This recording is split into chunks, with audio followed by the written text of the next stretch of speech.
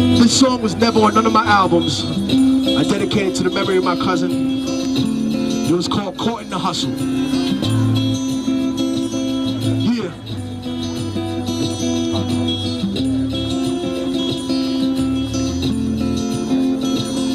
They say the odds against me are crooked and impossible. Like I was born with a hole in my heart. It's an obstacle. I left to die by the doctors in the children's hospital. But I never lose hope. Success is psychological. The world is volatile and the street is my education. Shaping the nation like the blueprint of a mason. While Shawshank record deals get you raped on occasion. So I'm focused on my economic situation. I'm like them little kids on TV that dig through the trash. I hustle regardless of the way you talk shit and laugh. A lot of people drop science, but they don't know the math. Cause their mind is narrower than the righteous path. Funny how on the block people can kill you for cash, but never raise the gun to cry out freedom at last. The Cold War's over, but the world is still getting colder. Atlas walking through the projects with the hood on my shoulders. I would like to raise my children to grow to be soldiers, but then a general would decide when their life would be over. So I work hard until my personality splits like the Black Panthers into the Bloods and the Crips. They said I'd never be shit, but now I sit and reminisce like Yeshua Ben Yosef flipping through Genesis. Ignorance is venomous and it murders a soul, spreading like a virus, running rampant out of control. So if I should ever fall and get caught in the hustle, let them know that I died while I fought in the struggle. From the hood rats to rich kids lost in a bubble, spray painted on the streets and in the subway tunnels. Write it down and remember that we never gave in. The mind of a child is where the revolution begins. So if the solution has never been to look in yourself, how is it that you expect to find it anywhere else? Immortal Technique in the streets, back on the hustle. 3 strikes to get you life for stuffing cracks in a duffel. Upstate behind steel gates, attacked in a scuffle. Razor blades stuck on the side of pencils, hacked in your muscle. So if I should ever fall and get caught in the hustle, let them know that I died while I fought in the struggle. From the hood rats to rich kids lost in a bubble, spray painted on the streets and in the subway tunnels. Write it down and remember that we never gave in. The mind of a child is where the revolution begins. So if the solution has never been to look at yourself, how is it that you expect to find it anywhere else? Yeah. Put your peace signs up. Put your peace signs up. Put your peace signs up.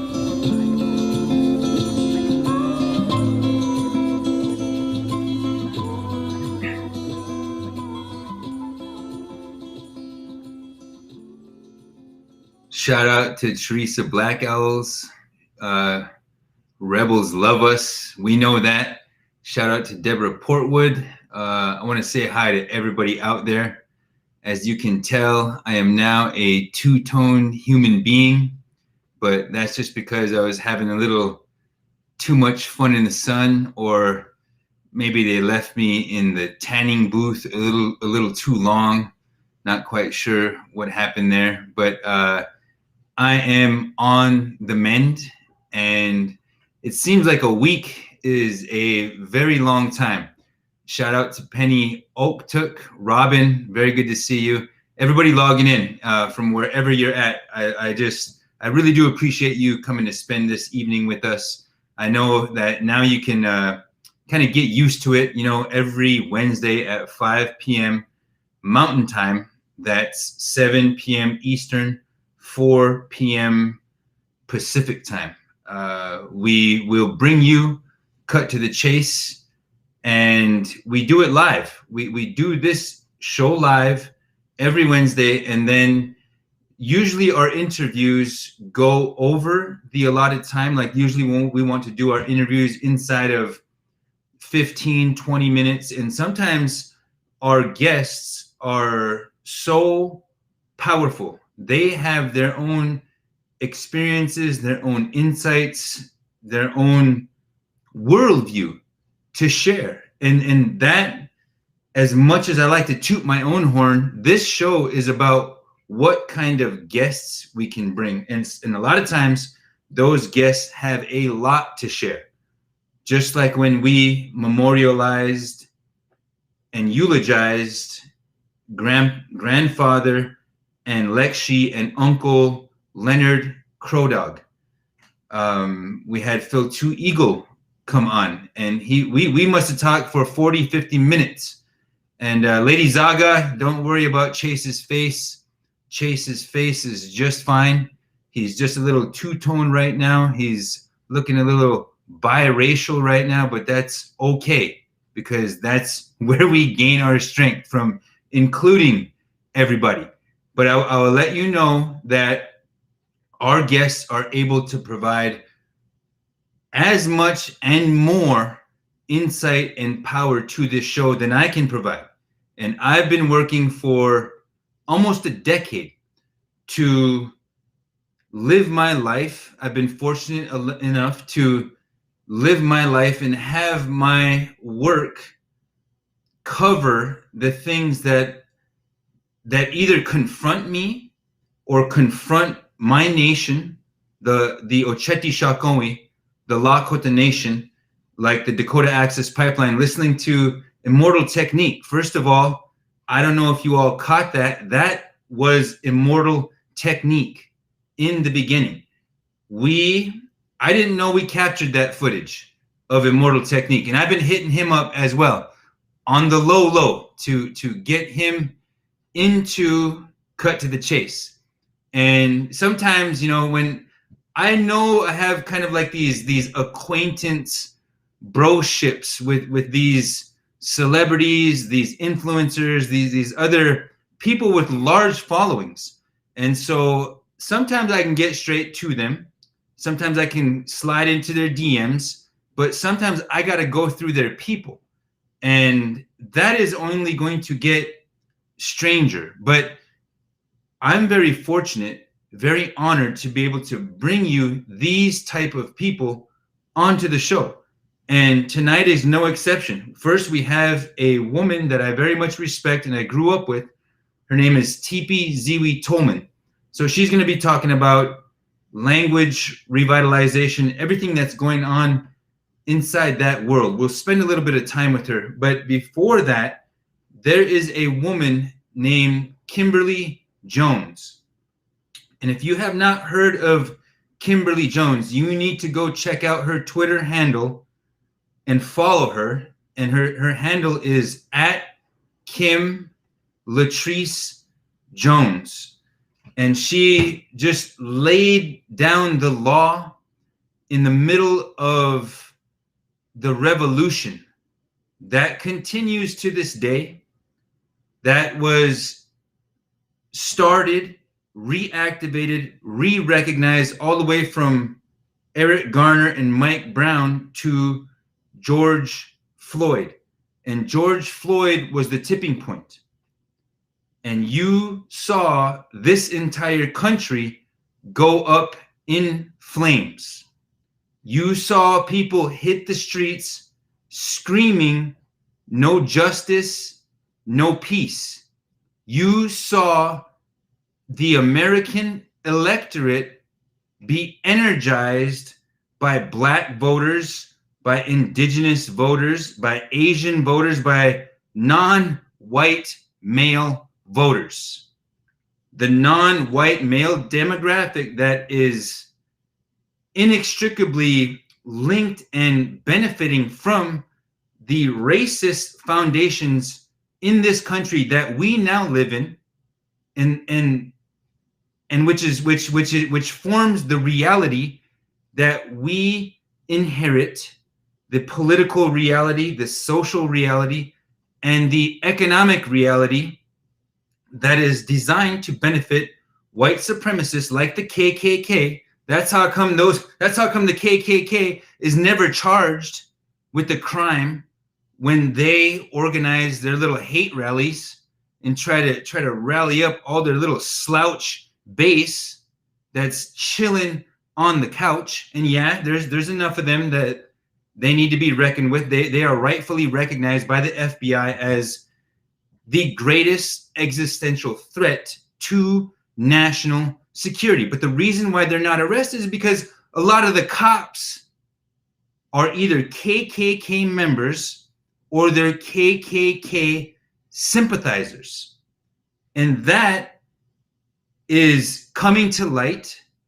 The truth always comes to light, but we are also now witnessing the flex, the sovereign flex of those demographics, those peoples, those nations who have been oppressed politically, legally, and economically. We have been oppressed, and that also includes working white people.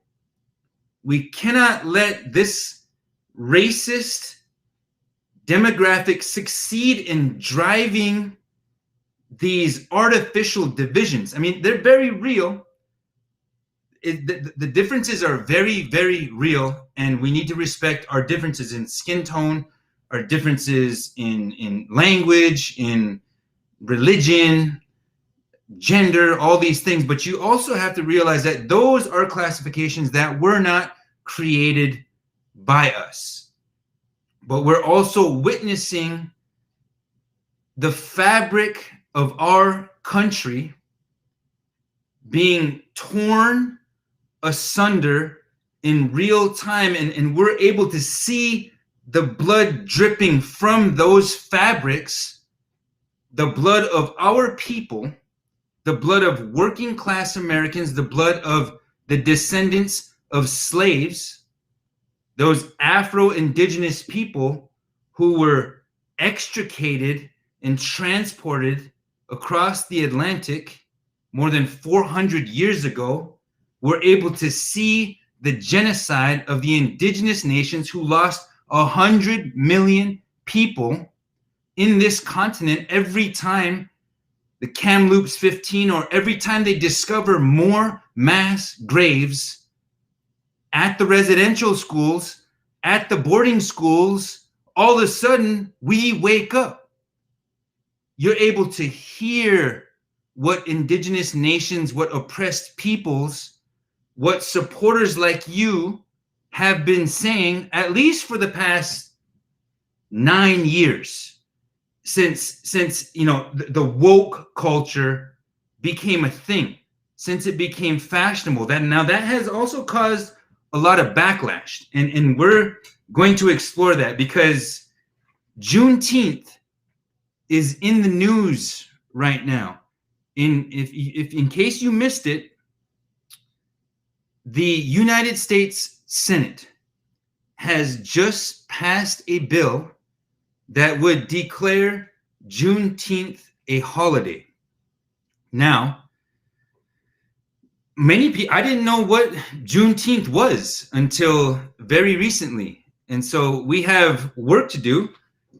I know that Juneteenth, you know, if some of you might be hearing that for the first time, that's okay. That's why we have this show. That's why people like Earth Hadjo and Yanajaha Hill hooked us up with Kimberly Jones, so we could hear right from the source about Juneteenth, because Juneteenth has origins that date back to when the slaves were freed, and also all the way until Union soldiers rode into Galveston, Texas, to let people know, let slaves know that they had been freed. And we all know that Juneteenth, June 19th of that year, 1865, I believe, we all know that we've come a long way. We know that segregation, apartheid, the Jim Crow era, the civil rights struggle has not ended.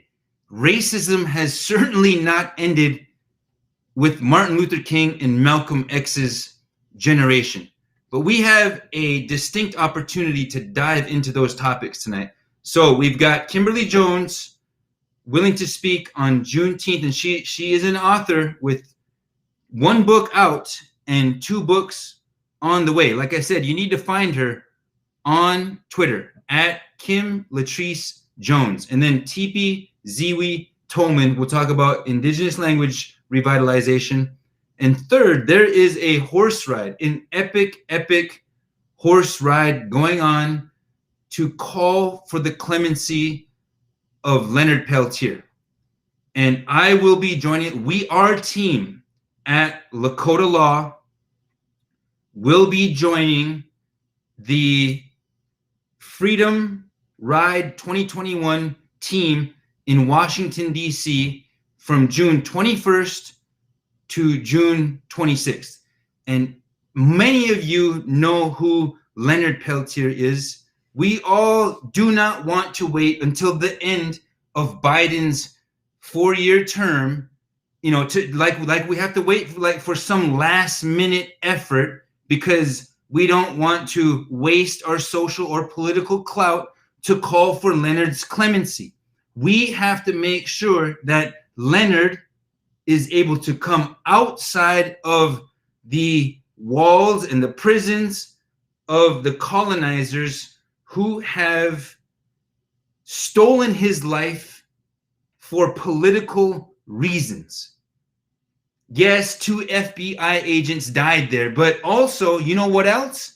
COINTELPRO, counterintelligence program of the FBI, led a 2-year massacre of the Lakota Nation right here on the Pine Ridge Reservation, which the FBI admitted 69 unsolved murders took place here on the Pine Ridge. And COINTELPRO, the United States, the FBI has never been held to account for that massacre, also known as the Reign of Terror.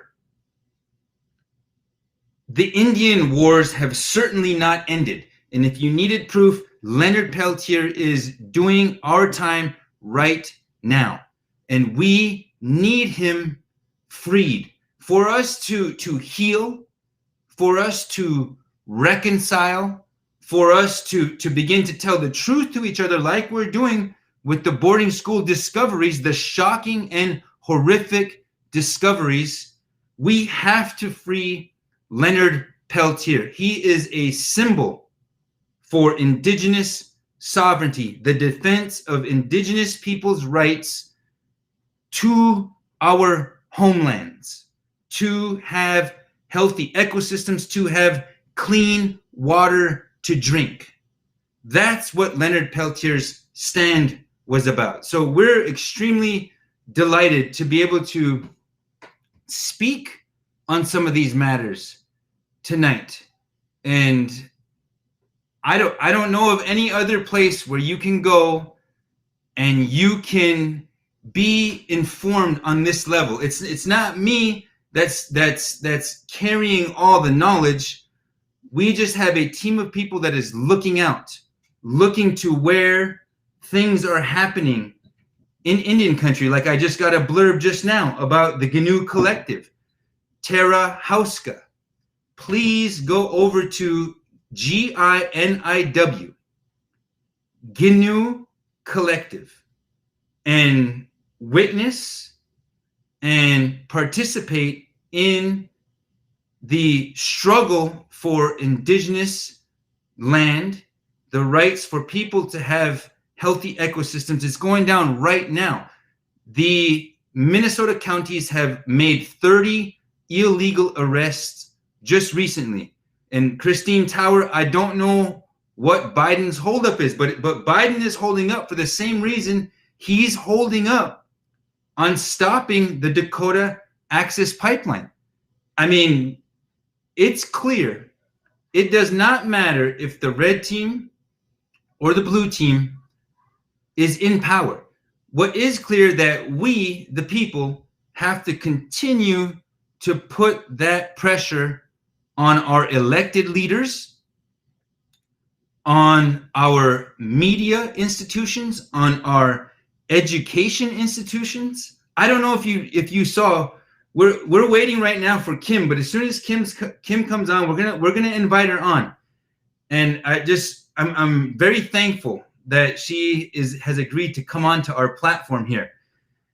But something happened in Fargo, North Dakota that ties directly into Juneteenth, ties directly into what's known as the 1619 Project, ties directly into what just happened at the Senate, where the Senate is declaring Juneteenth a federal holiday. It's about to go to the House of Representatives, to Congress.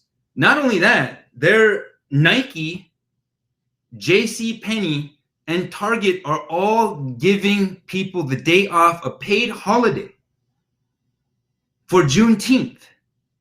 And do you know why that is? It's not just because we've been oppressed so long that we're willing to burn these cities to the ground, because that is not our wealth.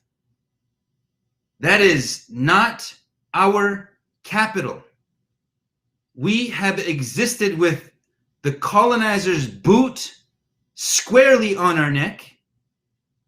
We've had our people tell you, the colonizer and the police state that does the killing, the murdering, and the bidding of the colonizer, that we can't breathe.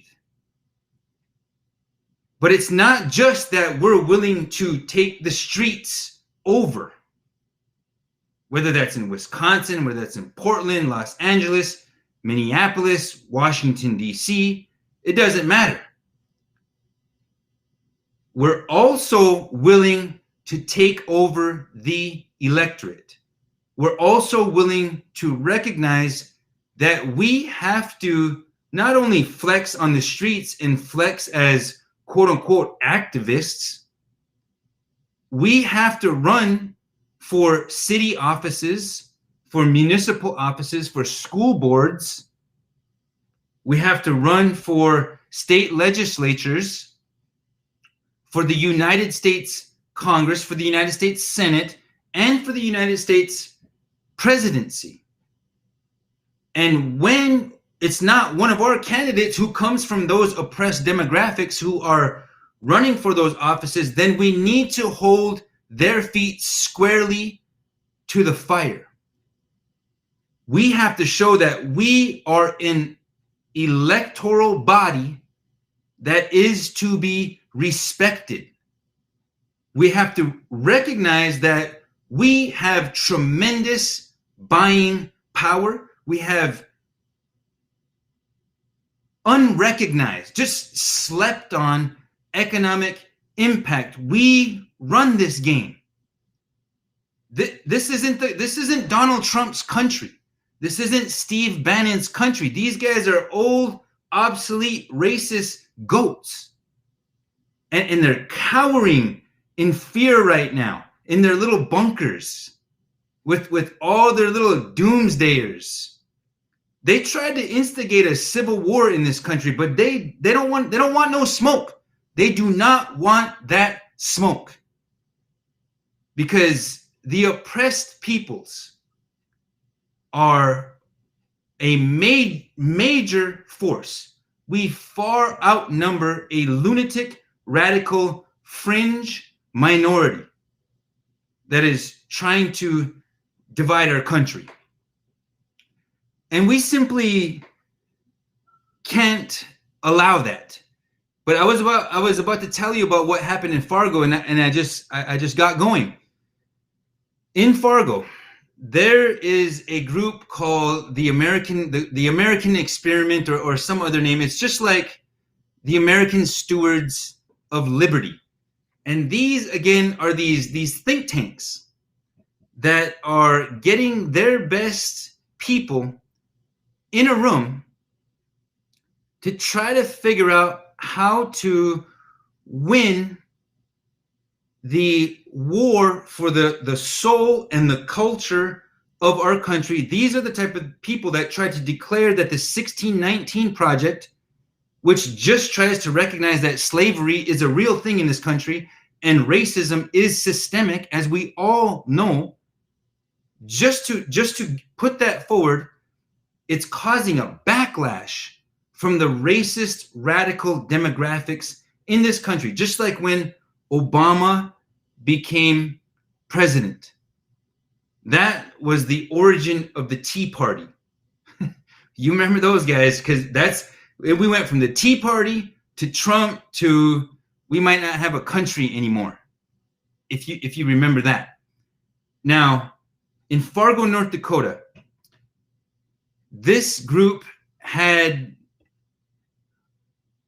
a conference, a public event whereby they put on information and according to them, evidence that critical race theory should not be taught in any of America's schools, that critical race theory was anti-American, that critical race theory had no value whatsoever. And so these guys are organized.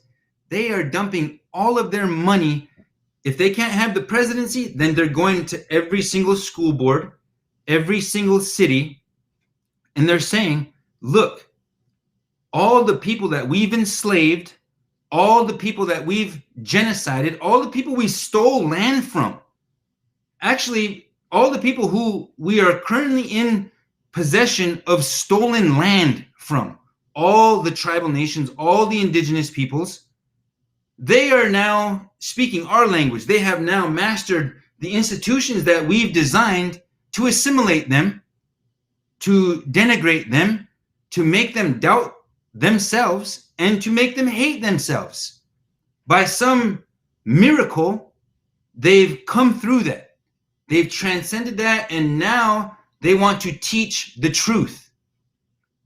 Now they want to teach that the civil rights struggles of the 60s was based on the reality that Jim Crow had never changed. The reality that slavery had only changed forms. In fact, there are more Black men and women in prison than there ever were in slavery. These people, the kind of people who started the 1776 Commission. Now, I don't know if you've ever heard of the 1776 Commission, but you should have, and you should go check that out, because these are the kind of people that are sponsoring these critical race theory gatherings to try to get people to shut down the idea that we should be teaching the truth in our own educational institutions. Now, in Fargo, North Dakota, I don't have the names in front of me, but they were having such a gathering. You know, this is on some heavy colonizer, settler, racist BS here. That is what is causing these guys to gather, because they have witnessed that they have lost their power. They have lost their death grip on this country, and they know it. The crazy half-dead Steve Bannons of the world know it. And I shouldn't dog on him too hard, because I look half-dead right now. I look like a two-tone mangy res dog right now. But you know what? I'm still going hard because I got to represent. But in Fargo, North Dakota, a woman was arrested for confronting those who would seek to diminish our truth, those who would seek to cover up the wound, to brush us under the rug and expect that things are going to get better. But unless we tell the truth, unless we share the truth, unless we like, share, and comment on this stream, unless you subscribe to our podcast and to other people's podcasts, other truth tellers, other truth seekers, we are going to let these guys win. The type of people in the 1776 Commission, they're going to win unless we organize. We have the numbers, we have the influence, and their time is done. And all of our white allies are on our side. And all these other racist cats know that. And so they're shook right now. That's why they're doing all these mass shootings. That's why something is crumbling and deconstructing inside their psyche right now that they've built up. But listen, thank you for listening to me on this diatribe.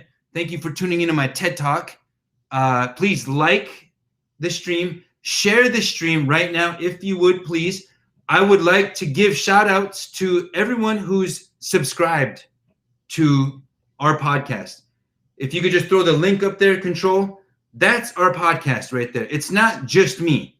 Yes, I'm the voice. I get to be behind the mic. That's a heavy responsibility. There are other team members that are making this happen, and we also appreciate when you support us for the price of $5 a month. Like I said, don't go to Starbucks to buy that latte.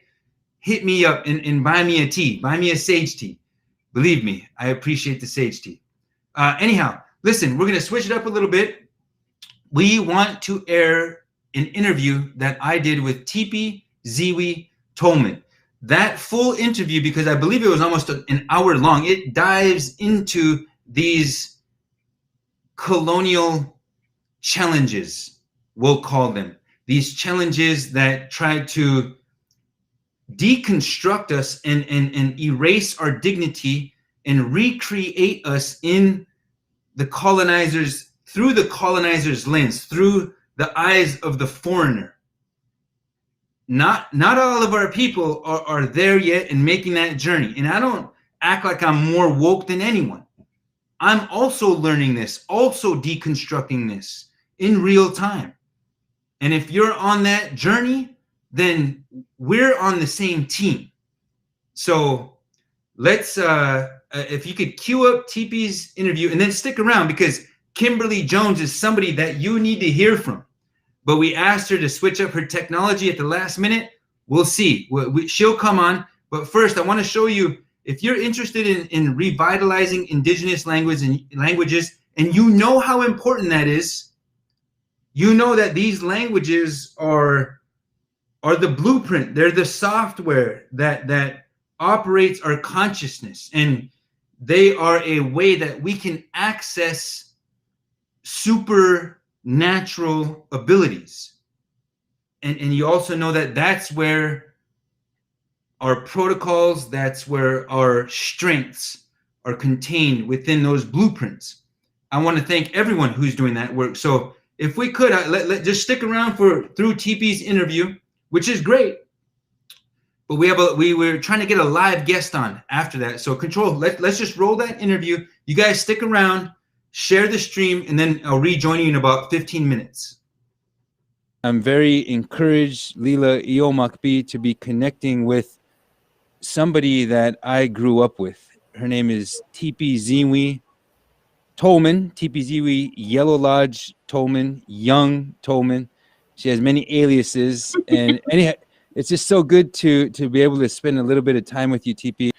Introduce yourself for the benefit of our listeners, and kind of tell us what you do, where you're at. It's Lila Taya Wachianke. It's good to see you. Ha, Lila Taya Wachianke. Chante washte iuhana pechuzapi, Thipiziwin Tolman amachiapi na ia waslaha emataha ashwana nimiput khama khoche elwati. My name is Thipiziwin Tolman. I'm Hunkwa Khala Kota and Wechina Dakota from Standing Rock. I currently live in the homelands of the Nez Perce people or Nimipu people in Eastern Washington and Pullman, Washington. And I have 5 children and a wonderful husband, T. Tolman. And we also co-own as a family business, Ha'ipa Jaja Prejuta. But I am primarily, I'm here to talk about language, talk about the Lakota and Dakota language and the state that we're in currently in our Ocheti Shakoi homelands with our language. Thank you for that. Would you just kind of, I know that you're a powerhouse in language work. And a lot of times we don't like to pump ourselves up like that. But, you know, I see the work that everybody is doing. All the language advocates, everybody that is going hard every single day, trying to find new ways to reach the English-speaking universe. So if you could just talk about how you got started, or maybe you were started before that, but I first kind of seen you when you were teaching my daughter, our youngest daughter, how to speak Lakota at Lakoya Wahochbi. And so if you could just talk about immersion, what that method is, what it means to you, how you've seen it develop and evolve, where it's taken you, that'd be an exciting place to start, I think. Okay. So it starts. I always began talking about my Lakota language learning journey from my Lala. My grandfather, his name was Joseph Thipiziwin Jr., and he lived with us growing up on Boot Hill or Golf Hill, where we grew up together. And he lived with us, and he spoke Lakota. He was a fluent language speaker. He was a World War II veteran. He was a tall, handsome Lakota cowboy, and he taught me how to say certain phrases and shared with me. And so we had this language between us, and it was parenting language. It was Gikta and Miniachihe and Asampi Wachi and things like that was really between me and my Lala. And he was really good to me, and he really loved me, and I loved him. And so language, I guess, for me is always this pivotal moment where I really understood that I didn't speak my language, and that I didn't have it. I didn't have language in a way where I really wanted it. Like I could feel it. And I remember being really young, but my grandpa, he got sick. And my parents, they facilitated a doctoring for him. And some individuals came from South Dakota, out of respect, I won't say who, but they came and they were first language fluent speakers. And they were visiting with my grandpa before they had the ceremony for him and the prayers for him. And they were all speaking Lakota. And my grandpa passed when I was 8 years old. So this memory, I think, is around probably 1986 or 87. And they were all in our living room speaking, and I couldn't understand them. And I just remember feeling like building up in me, like so bad that I wanted to understand and I wanted to join the conversation. And they were so happy. They were joking, laughing. And we used to have this little stool chair that was made out of a tree trunk. And I could tell that they were teasing each other, that was their trunk or that was their chair. And they were talking about it. And they're really, talking with their hands and in Lakota, and I couldn't understand. And so as I always reflect on that moment, that here I was in my own family, in a relationship with my own family, in my own home, in my own community, in our own way of prayer, our own ceremony. But yet I was an outsider because I couldn't understand. And so it was such like a special moment and time with my grandpa, but yet I was an outsider because I couldn't understand what they were talking about. Our language learning journey is so emotional and so personal. And it's because it's tied to genocide. It's tied to true human tragedy and true human suffering that our people went through to silence our language. And it was very intentional, from all the way from congressional level to, policymakers, to practicing teachers in the classroom, to silence our language by the most powerful government in the world, who put a lot of resources, energy, and effort to silence it. So as a young person, I didn't know how to articulate that, but I could feel it. And I was embarrassed that I didn't know my language. And so I really have always really yearned and wanted to learn, and I'm still learning, and I don't know everything, but I've learned enough to know and to understand and to not be an outsider anymore in my own community spaces and in prayer times, and especially in order to really support others like I did in the Lakota language nest with Azealia. I believe those times were the most special times because I learned enough to support Lala Tom and to support the kids in learning together. But, there's still much more to learn. But it's been really a beautiful journey that, if I said 20 years ago, I never could have imagined that I would know my language in the way that I do know now. And I still have a long ways to go. Wow. Thank you for that, Tipi. It's really, it's good to hear that. It's good to even talk about Lala Tom and some of the people that we both know together. And I'm sure there's others who rely on elders in their community. The indigenous languages of the world are much, much older, at least than the English language, because the English language is like this bastard pirate language that resulted for the functioning of commerce. And it just so happens that that was the language of the colonizer of where we live. And so now we're with all of our people, and it sucks to be stuck in English. It really does. And so I'm at that stage too, where I know, there's a little bit that I understand. Living in a place like the Pine Ridge Reservation, the Oglala Lakota Nation, where there's a lot more speakers there than I was accustomed to on Standing Rock, simply as a function of greater number of people. And so the song, the ceremony, the stories, what might be called Ohunkake or Otokahe Kagapi. I've heard them called Wakiapi. And these are just things that interest me, and that I've got to be able to answer my children's questions about where did we come from? How long have we been on Mother Earth? Just the basic stuff that every child is a natural philosopher. And so I know that, your language work, your commitment to revitalizing or helping everyone recognize their ability to know, their ability to trust their own thinking in our own languages has taken you to many places. So it was life-changing to visit Mohawk country, and it was beautiful. We visited the Akwesasne Freedom School in Akwesasne, New York, in the homelands, of the Mohawk people. And that's where I had a lot of really solid learning experiences. There was a Mohawk man, that shared some really beautiful wisdom that, I didn't understand until, 5-10 years later, after he was, telling us. And I would reflect on all of those things shared with us. And I would say, oh, this is what they're talking about. This is what he meant. And I didn't fully understand because we just weren't there yet in the language journey.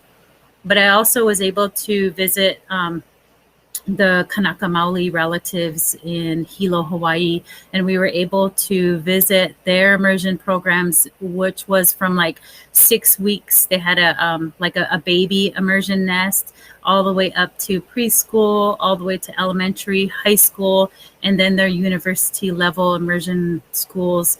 That was pretty amazing, and again, life-changing there. And our hosts at the time were Namaka Rollins, who really, again, fed our spirits with support and words of wisdom regarding, the language learning journey and our journey to reclaim, revitalize, and maintain our Lakota and Dakota language on Standing Rock.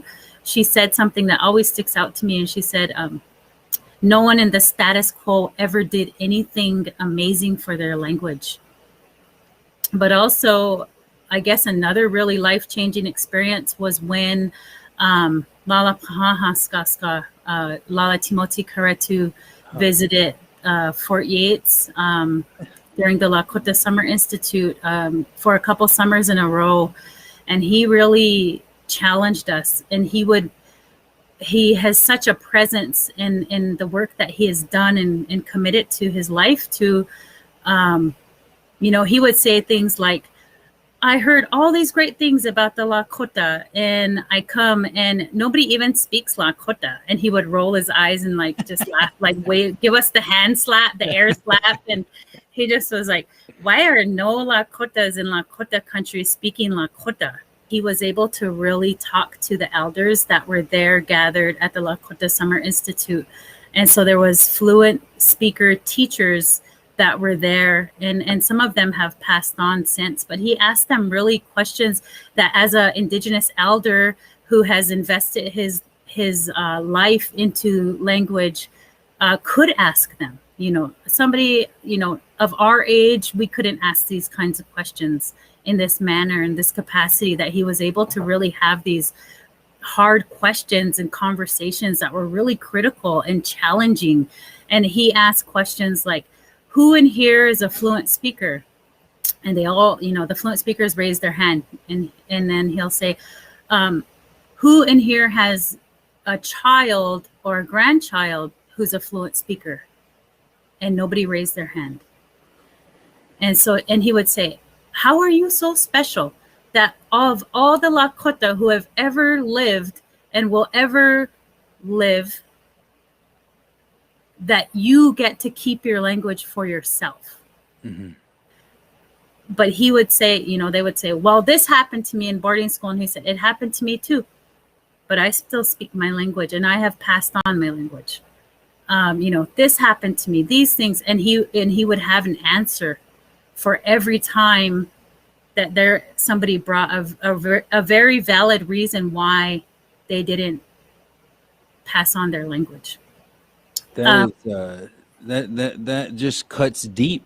It really does, because our parents are not removed from the boarding school generation. Like, we're experiencing the traumas of colonial horror together. We're trying to heal from that, and so nobody could have confronted our people in the right way like Timote did there.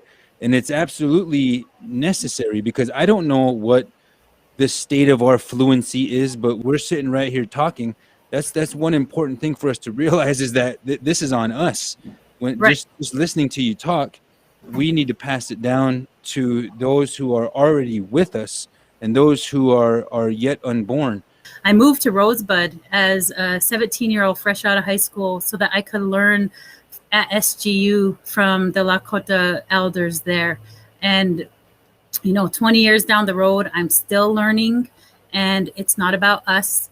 It's about the children speaking, and it's about restarting that transmission of language once again. Oh, wana unkiglushta. Oh. Again, this is Tipi, Ziwi, Tolman, language revitalizer, just a resource, a pillar, and she shares that space with many other Indigenous peoples, non-Indigenous peoples, who are revitalizing and bringing these languages back to life in different ways. So it's been just an honor, a pleasure to be able to share some time and space with you, Tipi. Lila Wopila Tonka Chichap. Wopila. Chase, remember where we'll say how come what does Daya Nigluze mean? Because I always hear them say that to me. What does Daya Chanu mean? Because I always say that.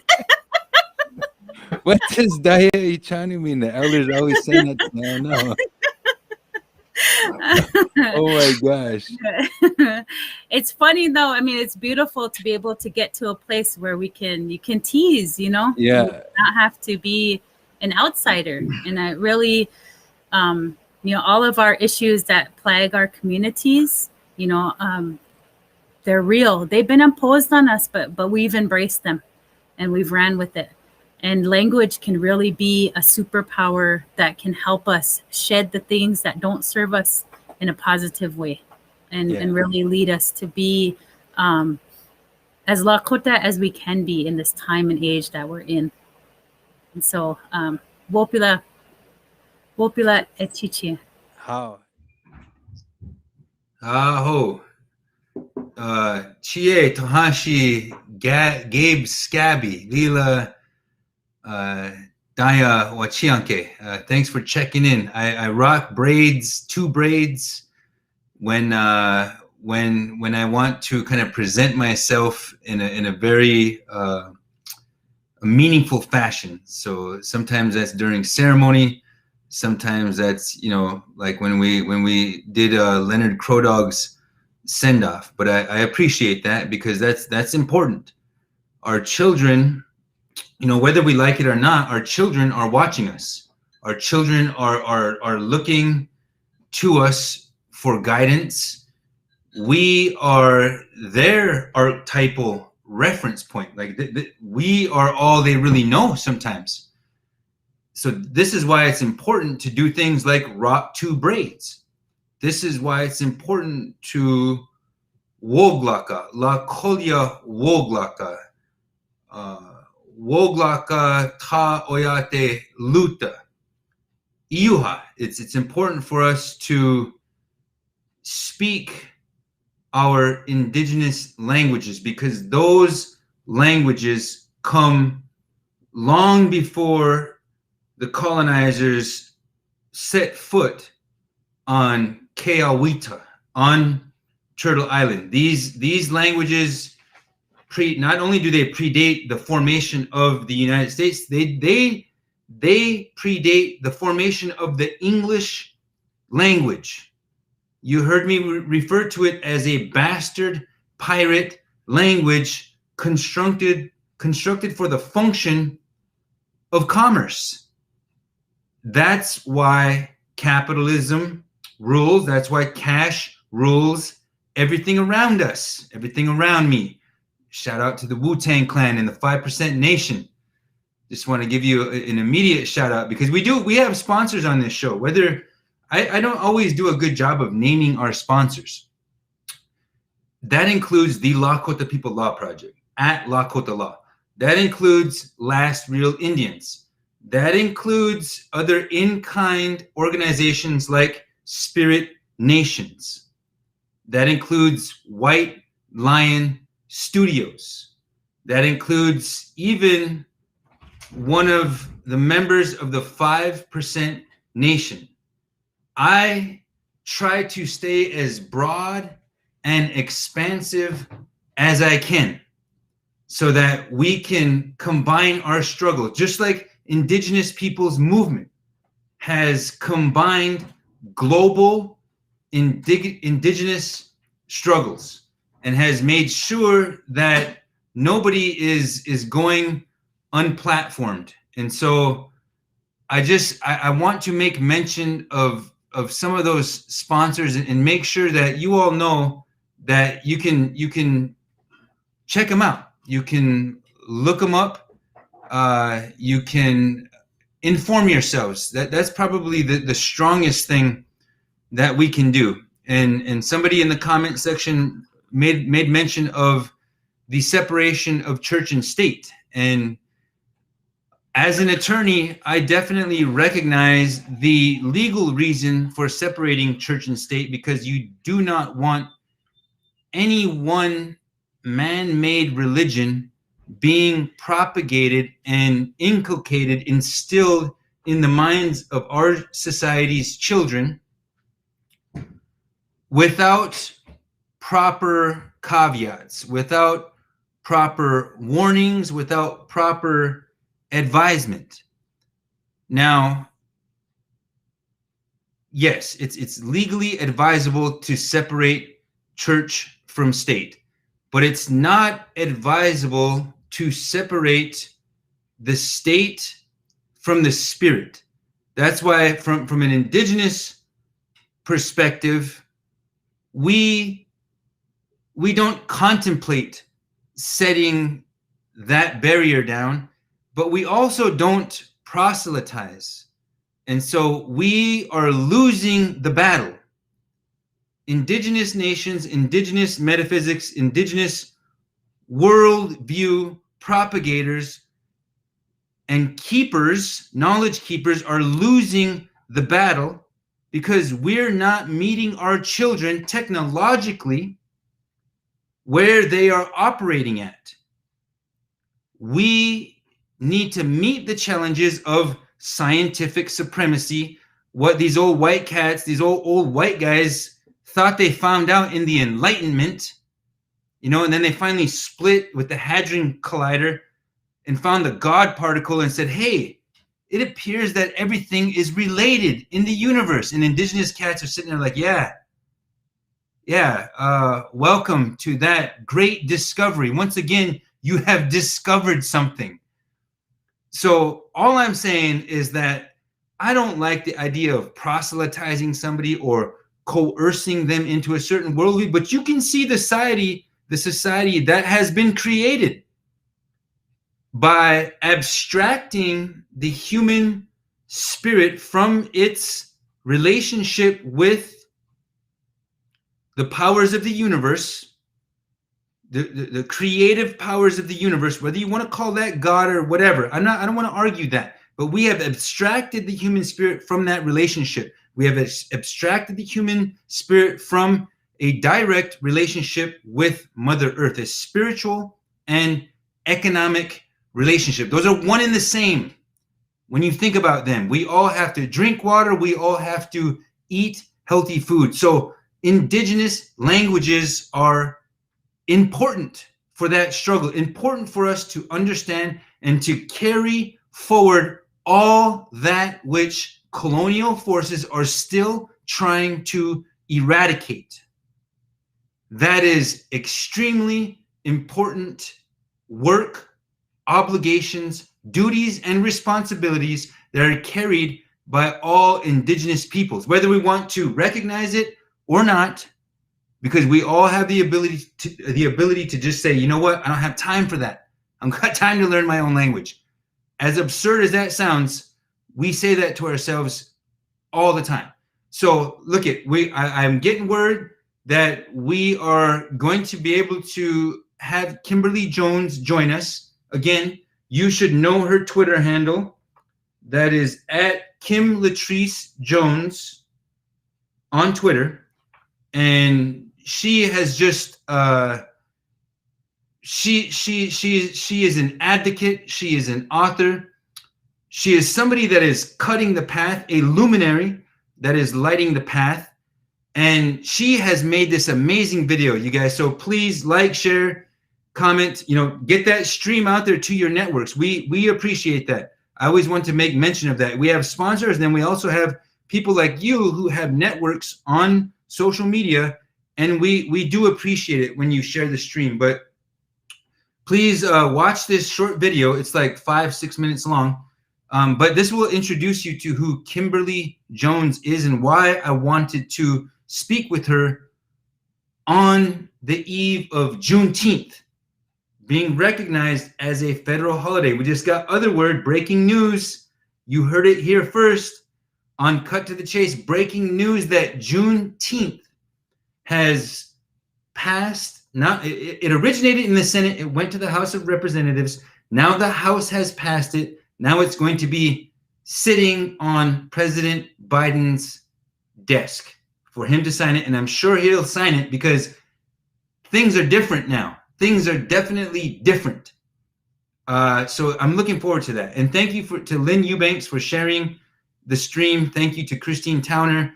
Thank you to Stephanie Chateau. Thank you all for joining. Please check out this short video of our next guest, Kimberly Jones.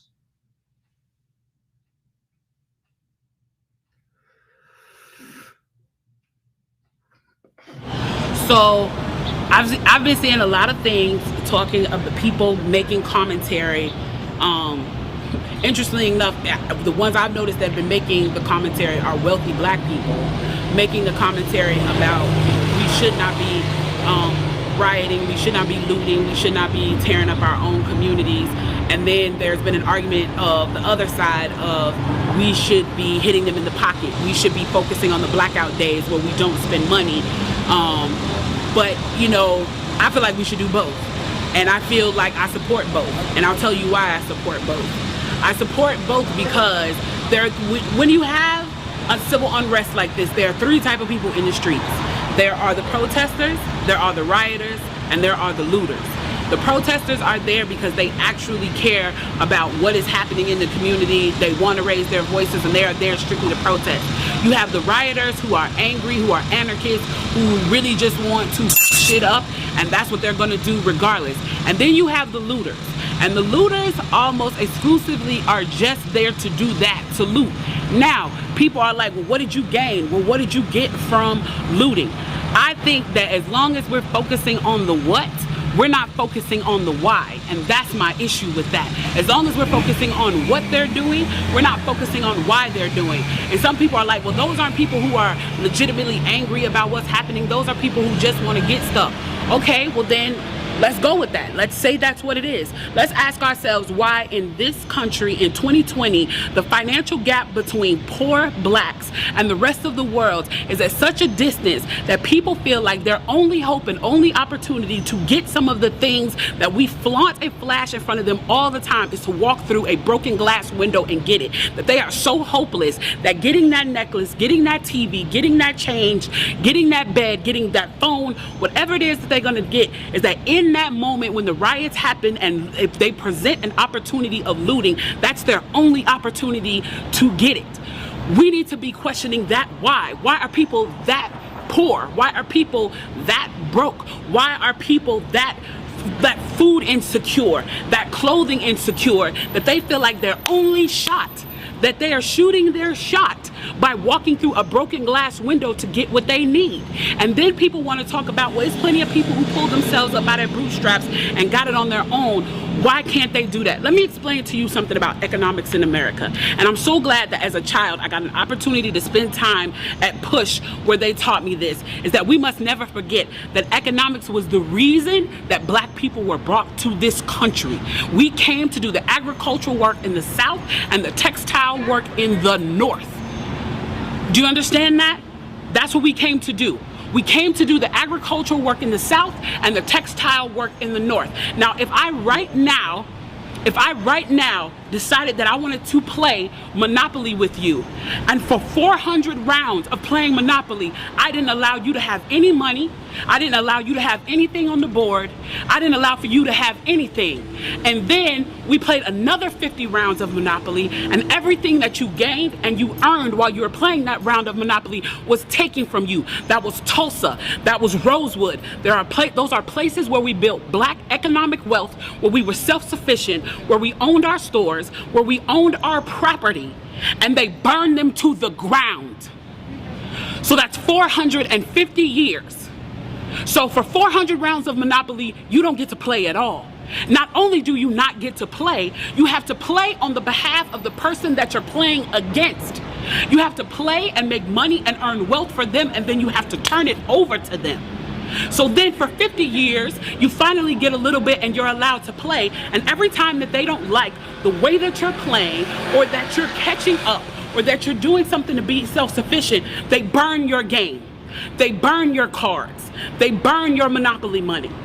And then finally at the release and the onset of that, they allow you to play and they say, okay, now you catch up. Now at this point, the only way you're going to catch up in the game is if the person shares the wealth, correct?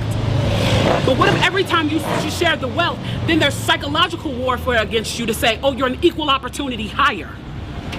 So if I played 400 rounds of Monopoly with you and I had to play and give you every dime that I made, and then for 50 years, every time that I played, if you didn't like what I did, you got to burn it like they did in Tulsa and like they did in Rosewood, how can you win? How can you win? You can't win. The game is fixed. So when they say, why do you burn down the community? Why do you burn down your own neighborhood? It's not ours. We don't own anything. We don't own anything. Trevor Noah said it so beautifully last night. There's a social contract that we all have, that if you steal or if I steal, then the person who is the authority comes in and they fix the situation. But the person who fixes the situation is killing us. So the social contract is broken. And if the social contract is broken, why the f do I give a shit about burning the Football Hall of Fame, about burning the Target? You broke the contract when you killed us in the streets and didn't give a f. You broke the contract when for 400 years we played your game and built your wealth. You broke the contract when we built our wealth again on our own by our bootstraps in Tulsa and you dropped bombs on us. When we built it in Rosewood and you came in and you slaughtered us. You broke the contract, so your Target, your Hall of Fame. As far as I'm concerned, they could burn this bitch to the ground. And it still wouldn't be enough. And they are lucky that what black people are looking for is equality and not revenge.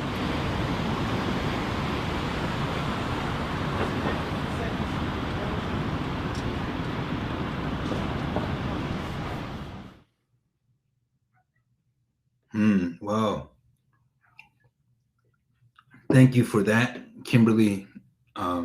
It's powerful. It always, I mean, that's just the second time I watched that video. And I know most of you have probably seen that video. That's real talk. That ain't, you know, a lot of what we do is, and I've talked about this before, is we can never be the perfect victims in oppression.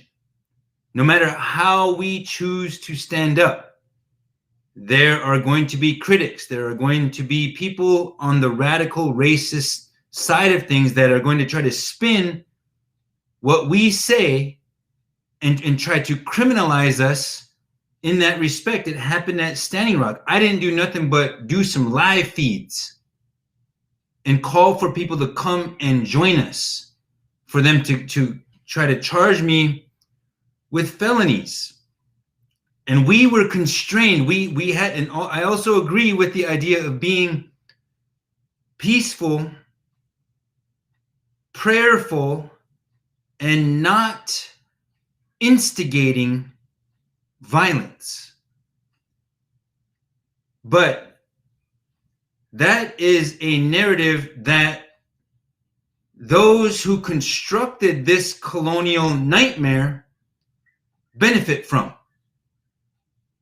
Once they know that all of Black America and all of Indigenous America is armed and is capable of defending their own homes, their own families, their own land, and their own businesses, watch how quickly we gain equality.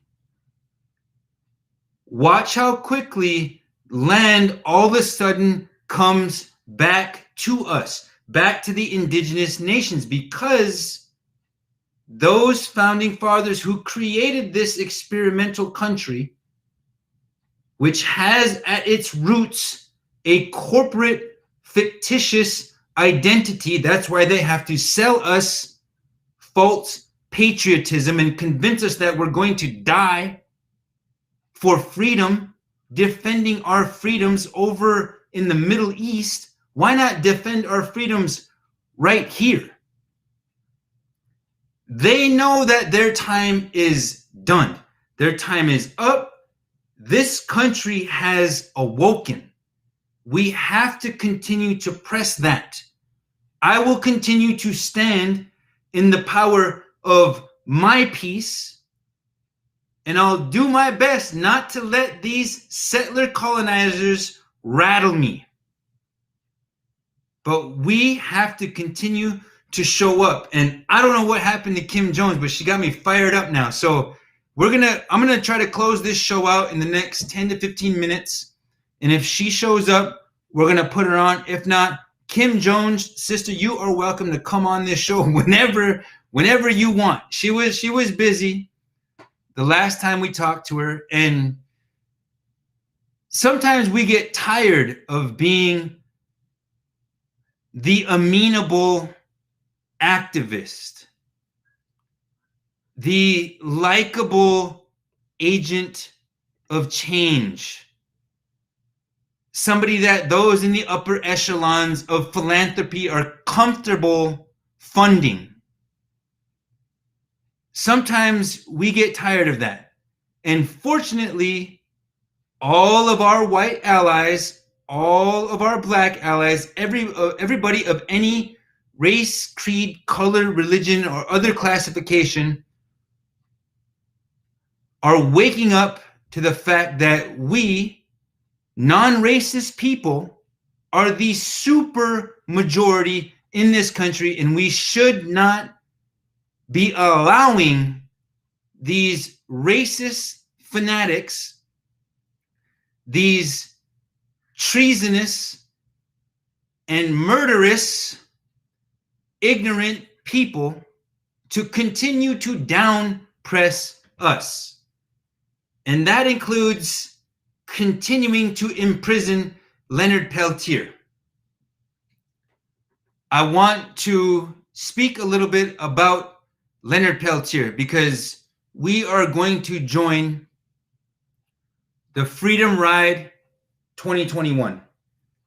And if you are not familiar with Leonard Peltier, there you see in the section there an itinerary, the dates and times that the Freedom Riders intend to be where they say they're going to be on the screen there. Now, I'm looking forward to hopefully joining people like David Hill, people like Kevin Sharp, who is Leonard Peltier, the International Leonard Peltier Defense Committee. Also find them on Facebook. Please find them there and know that Kevin Sharp is the counsel. He is the attorney for the International Leonard Peltier Defense Committee. And another woman is leading the Ride for Freedom. So, but while we're in DC, we not only want to meet up with David Hill. Shout out to David Hill. It'd be an honor if somehow David Hill was listening. But Kevin Sharp as well, Lila Wopila Tanka, Ichichapalo. But I'm looking forward to hopefully meeting up with Apesanaquat, a brother named, well, an uncle, an advisor, a mentor figure named AP, Apesanaquat. Him and Chrissy Pofa Biddy are good friends. I've looked up to them for some time, and they've been staunch advocates. You can find AP in Wind River. I was trying to think of that movie that chronicles and puts context around the MMIW epidemic. But please go to their website and find them on Facebook. Who is LeonardPeltier.info, Freedom Ride 2021, Leonard Peltier Freedom Ride. Please find them on Facebook and see their itinerary, because we need people to support this petition for clemency. We don't have to wait until the end of Biden's term. I don't think that makes any sense. Biden is in there right now because we voted him in. Why do we have to somehow defer to the corporate Democratic machine, and we don't want to spoil their dinner party? We don't want to drop in and say, hey, free Leonard Peltier. I don't understand it. I don't understand why leadership in the Democratic Party is not showing up to deliver everything that they know the progressive people of this country want. I don't fully understand it, but I do understand that we might have Kim Jones on. Control, if you could hit up the message board. I don't know if I definitely want to leave time available so that we could be joined by Kim. But if she's available, let's just pop her into the screen and make sure that her sound works and everything's okay. But you know, we're honored and encouraged as a multitude of Indigenous platforms to be joined by Kimberly Jones. Like I've been hollering out your Twitter handle for a while here, and thank you so much. I know that you were in some logistical issues there. Yes. But thank you for joining us. I want to give you an opportunity to just introduce yourself and tell us, you know, what you do and what Juneteenth means to you. Sure. So my name is Kimberly Latrice Jones. I grew up in Illinois, but I now live in Georgia. I am an author, so I write books about social justice. I have one book that's available now called I'm Not Dying With You Tonight, that is about two girls who survived the night in race riots. And I have two books coming in the fall. One is entitled Why We Fly, about two girls who take a knee at a high school football game and the fallout from it. And then How We Can Win, which is my first adult book, because both of my other books are for teenagers. I write for teenagers to give them tools to have these difficult conversations. So I have my first adult book, which is nonfiction, called How We Can Win, which examines race and economics in this country. Juneteenth is something that, you know, I struggle with whether or not it's something we should celebrate or commemorate. Should we be in celebration as it is still connected to one of the original sins of the colonizers, which is, slavery. And but then I'm like, or are we commemorating? Are we commemorating it for our ancestors, for the growth that has happened thus far? So I struggle with that. And I know a lot of people struggle with that, but also, for Black, Brown, and Indigenous people in this nation, jubilation is something that we deserve as well. We all deserve moments and times to celebrate because of the atrocities that we faced in the past and continue to face. And so, but for just, to have a conversation about Juneteenth is an interesting celebration, is in and of itself an interesting moment, because what it discusses is the fact that nearly 2 years after slavery was legally abolished, we still had people who were working in captivity.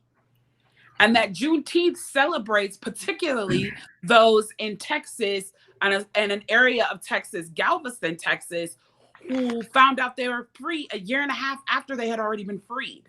And so it really commemorates the final group of people that were formerly enslaved people that got access to their freedom. I thank you for that. It's a very important question to ask ourselves. Is this time for celebration? Is this time for commemoration? Is this time to dig in our heels and prepare for battle? Because as you can see, people like those who founded the 1776 Commission, who want to deny that there's any racism in this country to begin with, who want to deny that, Colin Kaepernick did the right thing. We talk about these celebrations and how, not celebrations, but how these different challenging events in our, not our history, but in our story as a collective in this country who have inherited the legacies of slavery and of genocide and of working class oppression, not to mention the oppression of Mother Earth and the extractive financial complex that uses all of these different aspects of our lives to divide us, to take advantage of us, and to further ensure that the racist founding of this country, the systemic nature of the American body politic and the institutions. In the show, I've read that more Black men and women are in prison right now than were ever enslaved. That tells us that slavery only changed forms with the passing of the 13th Amendment. I know that you're coming to us from Atlanta, Georgia, and I know that Georgia was a fierce and intense battleground state right now. And everything that Trump brought to the table, everything that Trump expressed, the hate, the division, the fear, the vitriol, the dying gasp of white supremacy, it all hinges on our ability to flex when we have to. And I want to thank you in Atlanta for doing that and making sure that we won the Senate. We, not we, the blue team. Yes, there's good people in the blue team. But we can't forget Biden won because Black America showed up for him. So he's got to deliver. So I just wanted to give you an opportunity to tell us what you've been up to in Atlanta and how you see the Black community in this country flexing over the next 3 years of Biden's term. Yeah, before they passed some of the most atrocious voter suppression laws we've seen in a very long time, I, along with with a large coalition, multiple organizations, we came together and formed a coalition, and the coalition was called the Georgia Vote. And we protested in front of the Capitol for 30 days. For 30 days straight, whether it rained. At one point, we chained ourselves to the Capitol in order to fight HB House Bill 531, which again is one of the most repressive voter suppression bills we've seen in a long time. And it doesn't just affect African Americans, because it does, but it affects all minorities. It affects predominantly poor people, which is always the group that is, brutalized in this nation as a collective. And we fought that bill to the death, and it still passed. But what a lot of people didn't realize is that it was a nationally coordinated act, that bill was written by one lobbying group. And then they found people to basically at the state level, which is where we pay the least amount of attention and is where we need to pay the most attention. At the state level, they found reps in the GOP to support that bill and to bring that bill in. And so they adjusted it state by state based on the state's constitution and what they knew they could get past those state legislators. And then over 48 states had a similar bill. And people were like, that's so weird. And I'm like, well, it's not weird. It's a coordinated act. It's one lobbying group that wanted this, that didn't want to attack it at the federal level, who attacked it at the state legislator. And they were able to continue to get these bills passed from state to state. And so that's one of the things that I've been fighting is voter suppression. One of the things that I teach people is that it's key and critical that marginalized people register to vote, but not just for the sake of voting, also because the jury rolls are pulled from the voter rolls.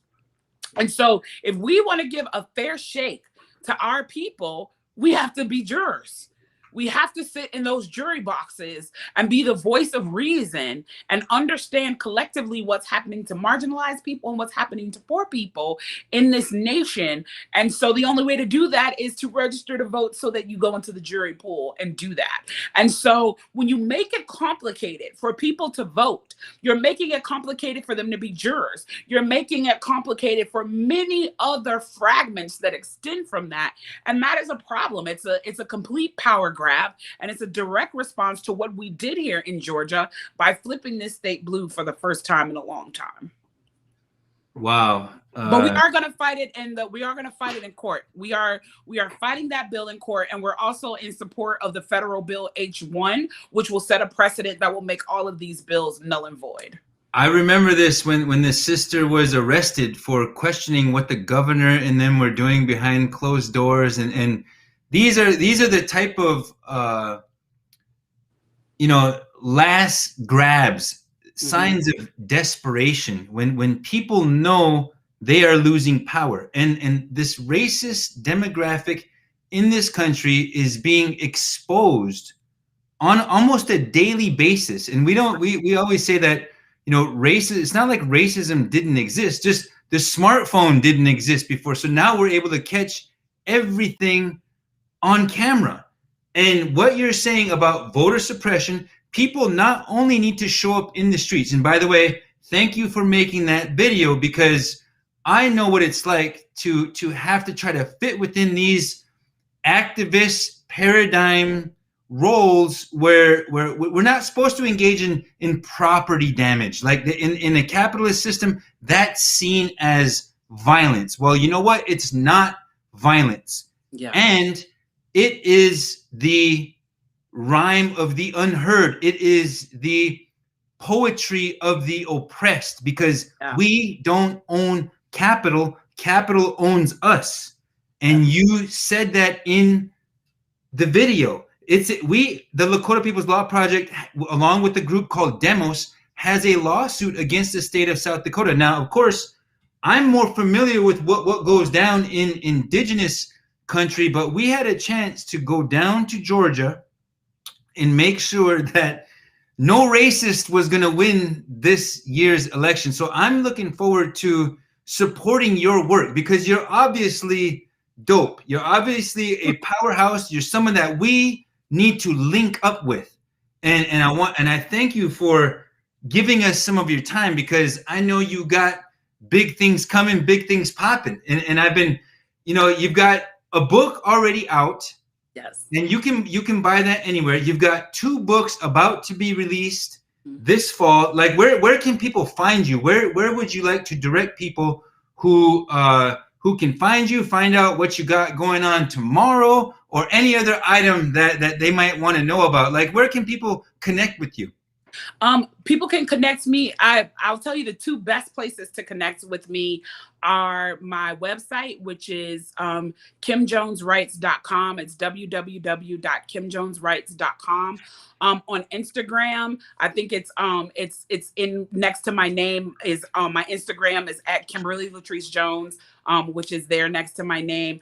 And then on Twitter, I am at Kim Latrice Jones. So it's Kimberly Latrice Jones on Instagram, and it's Kim Latrice Jones on Twitter. And then my website is www.kimjoneswrites.com. Listen, you guys also have to come down.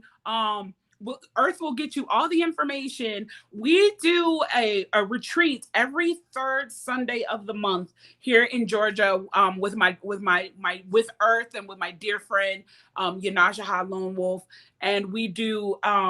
And my friend Keith comes down from Oklahoma, and like people come in from all over the country, and we do a healing retreat for Black and Indigenous people here every 3rd Sunday of the month. It's called Revolutionary Healing.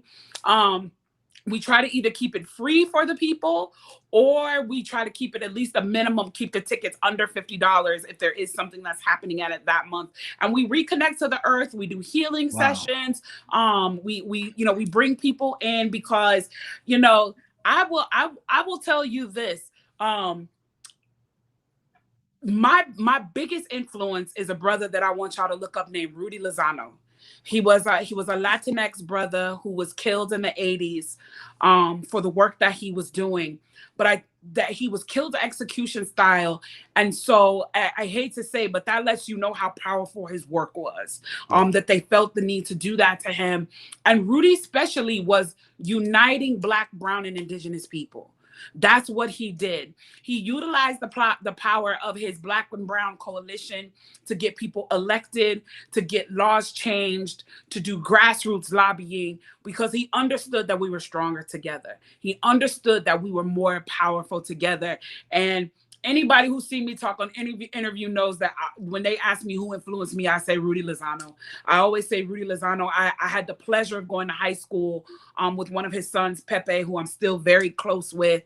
And I'm actually working on a book about his life that'll be out later as well. But I just really feel deep down in my heart that, hey, the enemy of my enemy is my friend. Mm-hmm. And that, and that at the end of the day, particularly for poor people in this nation who are the most brutalized, but specifically for Black, Indigenous, and Latinx people who, for some reason, with all of our regal glory and like magnificence, there seems to be a target on our back for some reason. And to me, in some ways, that's expressive of how dope we are, because I'm not intimidated by anybody who's not dope. So, I mean, they must be super intimidated by those 3 groups in particular. They go out of their way to create laws to brutalize and antagonize us, and to not give us our fair shake of what is due to us. Because there is some onus that this nation has to Black, brown, and Indigenous people, and it's time they start paying up.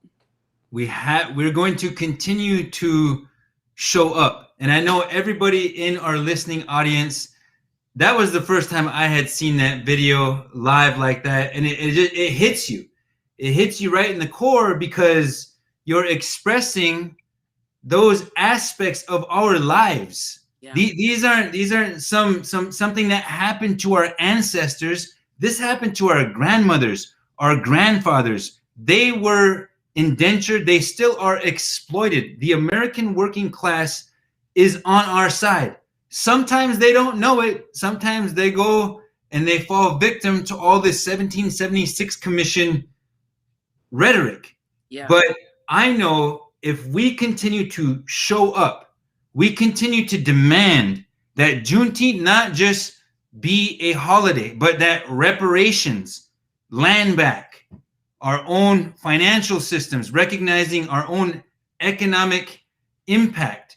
Those are things that have to happen in order for us to achieve equality, because in the back of my mind, you know, there's a lot of people who are militant, who want revenge, who want to be made whole, because our souls, our spirits are grieving for our own dignity, our own brilliance, which has been usurped. They deliberately, the colonial aspect has deliberately tried to change the way we think about ourselves. And I know, Yes, I just now thought of Tupac, because today is Tupac's birthday. And he was somebody who would have been at revolutionary healing. He would have been at Yanajaha with Keese and Earth and the whole crew. And one of our team members, Danny Paul, made it down to revolutionary healing. I hope that the rest of our squad, we just need to link up there in Atlanta. And anybody who's in the Atlanta area, I would advise that you find out about revolutionary healing. And sister, I just want to say that hearing you speak about the Tulsa massacre, the what they call the Tulsa race riot, or those type of things. I didn't even know what Rosewood was. I did not know what that is. We do not learn that in school. In our school systems, we don't learn the truth about Indigenous people or Black folks. And so we have to continue to push. And I just want to give you a chance to close us out, to give us any kind of closing comments, and maybe we'll do another show in the future whenever there's always going to be an appropriate reason to do that. But again, everybody, this is Kimberly Jones. We hollered out her Twitter handle, Kim Latrice Jones, and Kim Jones Writes. Is that right? yes. Kim Jones Writes. Please look her up. Purchase her book that is already out. You do not want to miss that. It is called I Am Not Dying With You Tonight. Mm-hmm. And that is a powerful title. But I want to give you a chance, you know, and there's no time constraints on this, but I don't want to keep you longer. You know, you got things going on. You got things going on tomorrow. I don't know if you can talk about that, but thank you for coming onto the show. You're more than welcome anytime to come on Cut to the Chase. Yes, thank you guys so much for having me. I'm so sorry that I was so late and I didn't get to spend more time with you guys. I'm loving listening to the conversation. And I just want to say this, you know, Earth knows this is my war cry that I say all the time. I just want us as marginalized people to extend more grace to each other. As we go on this battle, as we fight this fight, as we try to do what's right for us, I want us to be kinder to each other. I want us to extend grace to each other. I want us to give patience, show more patience towards each other, because what we are battling economically, emotionally, the traumas, the childhood traumas, as well as the generational trauma that is affecting us, I want us to be conscious of that and extend each other more grace. Extend grace to your uncle who has a drinking problem. Extend grace to your cousin who can't seem to get it together. Because what has happened to us collectively as people is so horrific and horrendous. To expect well answers from sick people makes no sense at all. And so that is part of why we started Revolutionary Healing, is because we realize our people need to heal. Yeah. Our people need comforting. They need grace. They need us to treat each other well. I always say, you know, you go to McDonald's 100 times and the ice cream machine is down. That's a universal norm. Everybody knows that. But you still patronize them. You still return. You still go back and give them the hope that maybe one day the machine is working. And if it's not, you don't mind. You just go on and order what else it is that you order. We need to extend that same level of grace to each other.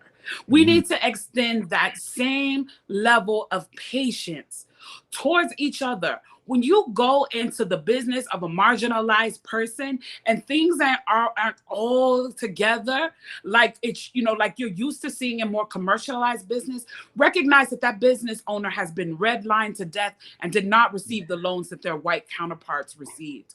Recognize that that person probably started that business with a small grant of their 401k, a loan from a family member. And so they may not have a year's worth of operating funds in their account. They may be counting on their day-to-day sales to get them through the day. So they may not have all the napkins.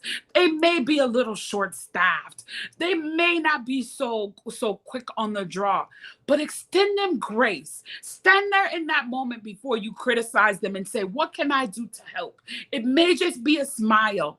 It may be coming back the next day if you notice they didn't have napkins, and you go into Restaurant Depot and bringing them a case of napkins and says, I just want to contribute to your success. Let's work heavily on being kind to each other as we grow and navigate through this space. Wow. You know what? That's true across all these oppressed demographics, is we have to forgive each other. We have to support each other, lift each other up, stop hating on each other. We got to allow each other to shine. Otherwise, the same rich cats are going to stay rich for another 100 years, and we're always going to be fighting over the scraps. I hear that and I feel that, because it's the same way in the Indigenous community. We're doing our best. It's a miracle that we have survived, not only as Indigenous people, but that Black liberation has survived, that we all know exactly what this country can represent, and we are taking our place every single day. Now we, with our non-racist white allies, the descendants of European colonizers who are also waking up to the traumas, to the horrors, to the legacies of colonization. They are unifying with those in the oppressed classes to carry out those dreams that our people fought and died for, and also were assassinated for. Like you talked about Rudy Lozano. That is real talk. There is a lot of people who gave their lives so that we could be here building this bridge. So again, this is Kimberly Jones. Please throw her Twitter handle up there one more time, at Kim Latrice Jones. I look forward to having another conversation, another discussion. Thank you for showing up tonight, and we will see you soon. Thank you guys for having me, and I would love to return. Wow. You see that? You see it. You see it. I cannot believe she exudes power and strength and energy. And that is the power of the spirit. And I want to recognize that. I want to share in that. And everybody who has an opportunity to catch this live, please share it. Subscribe to the podcast. We're probably going to separate Kimberly's piece into her own podcast so that you can listen to that again, so that you can share that, so we all can follow in the footsteps of revolutionary healing. Now, I remember Yanajaha Lone Wolf telling me about this before it started, and I just, because of COVID, have not been able to get there, but I will be there. I will make it a point to get down there, not just during an election year, but things were on the line. Like, it was high stakes when I think Warnock and Ossoff were running against these radical, ignorant, racist people. And I'm not going to quit saying that, because I know there's much more non-racist people who are on our side. But I do want to say thank you to Kimberly Jones for joining us tonight. That was amazing. And to close out the show, again, remember, Leonard Peltier Freedom Ride. Please look those up on Facebook, find out where they're at, share their material, because we need Leonard Peltier free right now.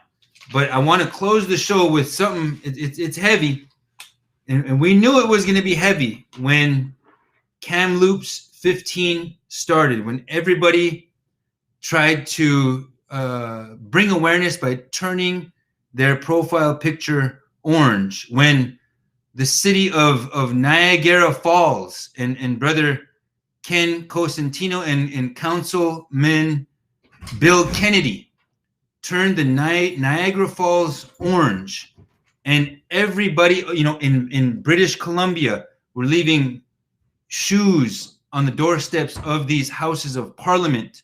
I mean, I can't even wrap words around it. I can't even really, I can speak about it as if I'm not traumatized by it, as if my mom didn't go to boarding school, and as if that's not the reason why I was taught English as a first language. But we knew that the 215 was the tip of the iceberg. Now there have been 104 babies, children, found in Brandon, Manitoba. And this is a screen share from, I forget her first name, something McManus on Facebook, and I just happened to see it, and we just nabbed it. But thank you for compiling these, because these are stats that nobody should see. Nobody should have to worry about.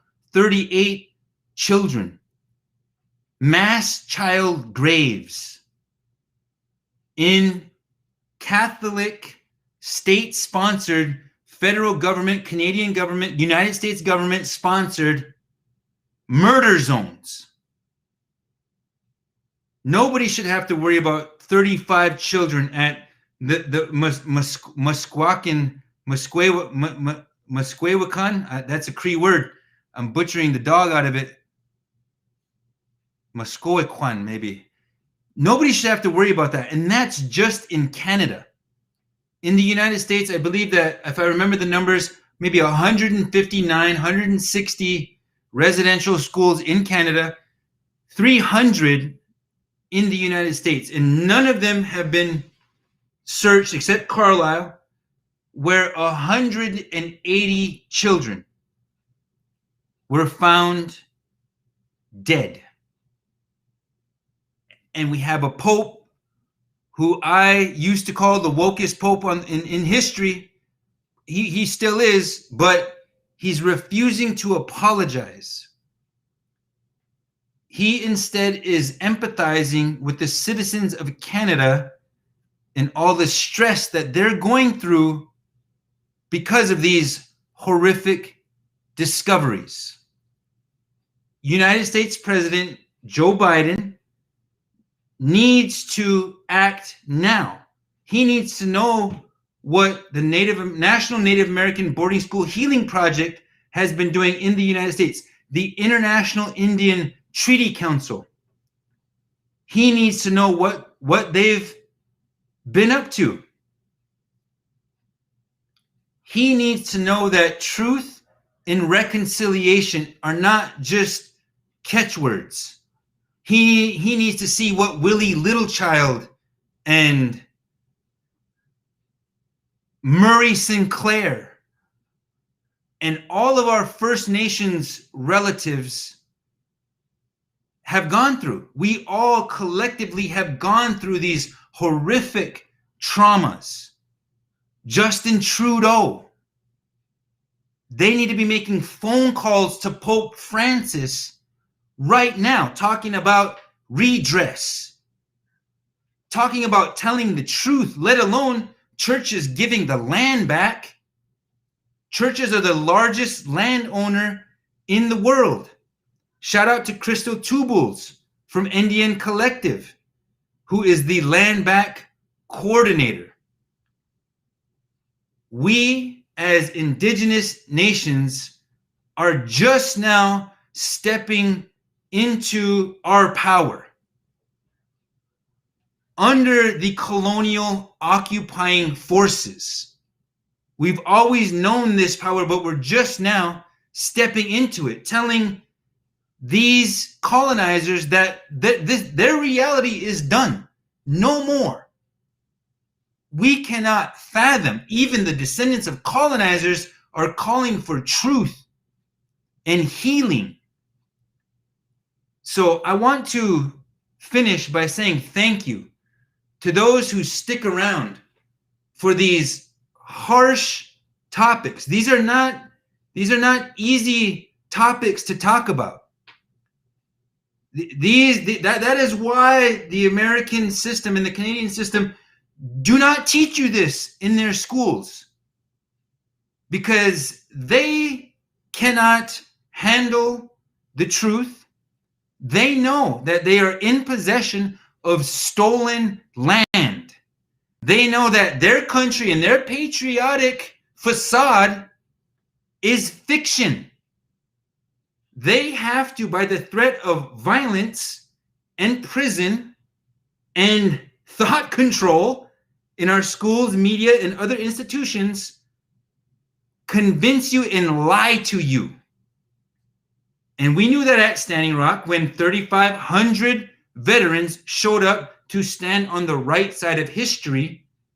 And that was just too explosive of a moment for this country to deal with, for to have uniformed United States veterans telling the Dick Cheneys of the world, the Raytheons, the Northrop Grummons, we are not dying for your profit margin. We are going to defend the unarmed water protectors against the financial extractive private military complexes' human rights violations. That's what was going to happen. So I want to say thank you for paying attention to Cut to the Chase, for sharing our stream, for subscribing to our podcast. We will bring you the real all the time. And I want to say thank you to Earth, the Indigenous Peoples Movement, Revolutionary Healing, for bringing us Sister Kimberly Jones. That was a special honor. I want to say thank you to Last Real Indians, to Lakota People's Law Project. Look them up, check them out. We are going to continue to bang. We can guarantee you that. Everyone has woken up. It's not just the election cycles, it's the off season, so to speak. We've got to continue to put that work in. Staying woke is also not just a catchphrase. And you see them trying to manipulate those phrases, calling it you're getting too woke. We cannot be afraid of our own power. We have to step into it, and that's hard to do. But again, I want to say thank you for tuning in tonight. Please go check out the long form version on our podcast. Listen to it whenever you get a chance. I look forward to coming. One last update. We might not be able to come on Wednesday. We might go to Thursday because we're going to be on the ground for the free Leonard Peltier horse ride. So stick around and look out for that next on Thursday. So thank you all for tuning in. Seriously, it's my honor to be able to just play a small role in sharing a little bit of time and space with you, in sharing the truth and pursuing healing. Lila Wopila Tanka Chichaplo. This has been Cut to the Chase number 19. And even though I'm looking like a two-tone spotted res dog, I'm going to do my job. We are out.